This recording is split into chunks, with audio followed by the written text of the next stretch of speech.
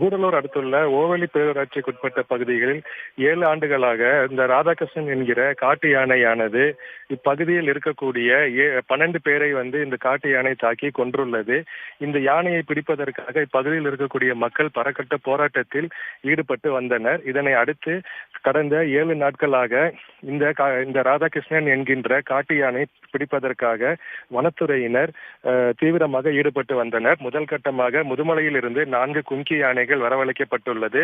அது மட்டும் இல்லாமல் 2 கால்நடை மருத்துவர்கள் டாக்டர் ராஜேஷ்குமார் மற்றும் கலைவாணன் கால்நடை மருத்துவர்கள் வரவழைக்கப்பட்டுள்ளனர்.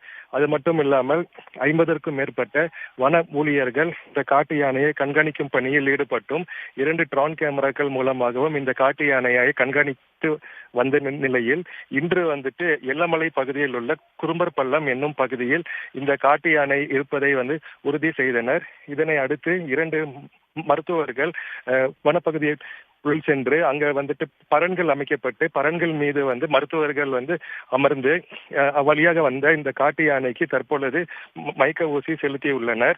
முதல் கட்டமாக இப்ப இந்த ராதாகிருஷ்ணன் என்கிற காட்டு யானைக்கு ஒரு மயக்க ஊசியானது செலுத்தப்பட்டுள்ளது. தொடர்ந்து இந்த காட்டு யானையை கண்காணிக்கும் பணியில் வனத்துறையினர் ஈடுபட்டு வருகின்றனர். இப்பகுதி முழுவதும் பொதுமக்கள் யாரும் செல்ல வேண்டாம் எனவும் வனத்துறையினர் தொடர்ந்து எச்சரிக்கை செய்து வருகின்றனர். அது மட்டும் இல்லாமல் இப்பகுதியில் இந்த காட்டு யானை பிடிக்கும் பட்சத்தில் கும்கி யானைகள் தயார் நிலையில் வைக்கப்பட்டுள்ளது. தற்பொழுது இந்த காட்டு யானைக்கு ஒரு மயக்க ஊசியானது தற்பொழுது செலுத்தப்பட்டுள்ளது.